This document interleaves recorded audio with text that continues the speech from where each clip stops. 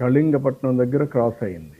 వర్షాలు మన గుంటూరు కృష్ణాలో పడ్డాయి. క్రాస్ అయిన తర్వాత వర్షాలు నల్గొండ ఖమ్మంలో పడుతుంది. ఇది అక్కడ ఎక్కడైతే క్రాస్ అయిందో అక్కడ ఇంత వర్షపాతం లేదు, అక్కడ పెద్ద గాలి కూడా లేదు. ఓసారి ఆ విండ్స్ తర్వాత క్లౌడ్స్ ఎట్లా మూవ్ అవుతాయని దాన్ని బట్టి ఇవన్నీ డిసైడ్ అవుతాయి.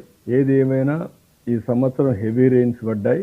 ఇప్పటికే మామూలు కంటే నిన్న ఈ నెలలో మీరు ఒకసారి చూస్తే 5 మిల్లీమీటర్ల వర్షపాతం ఇప్పటి వరకు పడాలి. అలాంటిది 43.2 మిల్లీమీటర్స్ వర్షపాతం ఇప్పటి వరకు పడింది. రాష్ట్రం మొత్తం చూస్తే 28.9% ఎక్సెస్ రెయిన్ఫాల్ పడింది. కొన్ని దగ్గర 60% పడింది.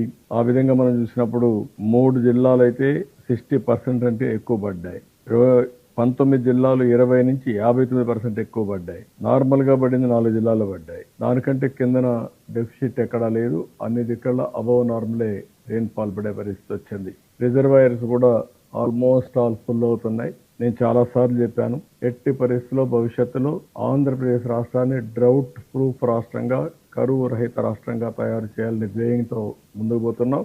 అదే సమయంలో ఇలాంటి తుఫాన్లు వచ్చినా లేకుంటే సైక్లోన్స్ వచ్చినా హెవీ రెయిన్స్ పడినా మనం ఆ సమస్యను ఎదుర్కోవాల్సిన అవసరం ఉంది. దానికి ఇలాంటి సెంటర్ని ఇంకా పగడ్బందీగా చేసి ఏవైతే మన రివర్స్ ఉన్నాయో ఆ రివర్స్ లో క్యాచ్మెంట్ ఏదైతే ఉందో ఎక్కడ వర్షం పడితే ఎంత వాటర్ వస్తుంది ఇవన్నీ పక్కాగా డాక్యుమెంటేషన్ తయారు చేసి ఒక మానిటరింగ్ మెకానిజం తయారు చేస్తాం. అదే మరి రెయిన్ఫాల్ పడినప్పుడు ప్రాణ నష్టం, ఆస్తి నష్టం లేకుండా చేయడం ఇంకొక ఎత్తు. ఇంకొక పక్కన వల్నరబుల్ స్పాట్స్ చాలా ఉన్నాయి. ఈ రోజు బండ్స్ కొన్ని ఉన్నాయి, వీక్ గా ఉన్నాయి. ఆ బండ్స్ అన్ని కూడా స్ట్రెంగ్తెన్ చేస్తాం. ఇంకా కొన్ని వల్నరబుల్ స్పాట్స్ ఎక్కడున్నా అవన్నీ కూడా స్ట్రెంగ్తెన్ చేస్తాం. వాగులకు కానీ, వంకలకు కానీ, ఊర్ల మీద వచ్చే నీళ్లు కానీ, టౌన్స్ మీద వచ్చే నీళ్లు కానీ అవన్నీ క్లియర్ చేసి ఎక్కడికక్కడ ఇబ్బంది లేకుండా చేసే కార్యక్రమానికి శ్రీకారం చుడతాం. అంటే మనకి ఏంటంటే మీరు 2 ఇష్యూస్ మెయిన్ గా ఉన్నాయి. ఒకటి, చాలా మందికి ఏంటంటే చాలా వరదలు చూశారు. 50 సంవత్సరాల్లో ఎప్పుడూ రానటువంటి వరద వచ్చింది. వాళ్ళు ఏమంటున్నారు, మేము చాలా వరదలు చూసాం, ఇది కూడా అంతే కదా అనే ఫీలింగ్ లో ఉన్నారు. కానీ ఇంత ఎక్కువ వర్షం ఒకే ప్రాంతంలో పడిన మొదటి సందర్భం ఇది. విజయవాడ, గుంటూరు ప్రాంతంలో నేను చెప్పాను 27 సెంటీమీటర్, ఇది అబ్నార్మల్. ఇదే క్లౌడ్ బరస్ట్. 37 సెంటీమీటర్, 27 కాదు 37 సెంటీమీటర్. 37 సెంటీమీటర్ అనేది చాలా ఇదిగా ఉంటుంది. అందుకని మీరు చూస్తే నేషనల్ హైవేస్ అన్ని డిజైన్ చేసింది ఒక 50 సంవత్సరాల డేటా తీసుకొని ఆ హైట్ పెడతారు. అలాంటిది ఓవర్ఫ్లో అయ్యే పరిస్థితి వచ్చింది, సబ్మెర్జెన్స్కి వెళ్ళిపోయే పరిస్థితికి వచ్చాయి.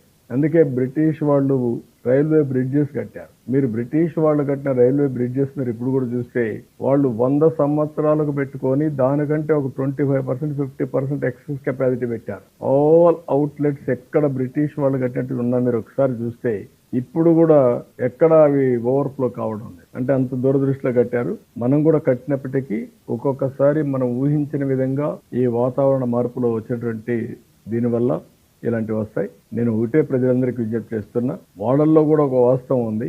గవర్నమెంట్ అంటే వీళ్ళకు ఏమీ తెలియకుండా మాట్లాడతారు అనే ఒక ఫీలింగ్ ఉంది. మేము అన్ని చూసాం, వీళ్ళకి ఏం తెలుసు అని. మేము కూడా డేటా అంతా బేస్ చేసుకుని సైంటిఫిక్ గా అప్రోచ్ అవుతాం. ఒకవేళ ఇప్పుడు కొన్ని తప్పులు జరిగినా భవిష్యత్తులో మాత్రం సిస్టమేటిక్ గా చేయడానికి ప్రయత్నం చేస్తాం. దాంట్లో no second thought. What I'm asking you, ఈ లాస్ట్ టైం వచ్చే కొందికి 3 రిజర్వాయర్లు కూడా పెట్టి ఏ విధంగా మీరు రెగ్యులేట్ చేస్తున్నారో ఫ్లో ఆఫ్ వాటర్ కూడా పెడితే they will have an idea how much water you are having, what is the question you are creating there, how much water is flowing. Time to time ఎక్కడెక్కడ mid points కొన్ని తీసుకొని పులిచింతల నుంచి 120 కిలోమీటర్లు ఎంత ఇక్కడికి ప్రకాశం గారి 6 hours పడుతుంది. ఎంత 90 kilometres 1 hour 15 kilometres like that. ఆ స్పాట్స్ కూడా పెట్టి అక్కడ ఏమన్నా గేజెస్ ఉంటే గేజెస్ కానీ అవి కూడా తీసుకుంటే reading, so that they will have a clarity. Real time basis water flow, different places, different quantities, contributors మధ్యలో కొన్ని వస్తూ ఉంటాయి. అవి కూడా పెడితే అవి కూడా యాడ్ అయితే ఎంత వస్తుంది వాటర్, లాస్ట్ లో టాలీ అయిందా లేదా, అది where you have to work it out. ఇప్పుడు నేనేమంటానంటే నాట్ డేటా,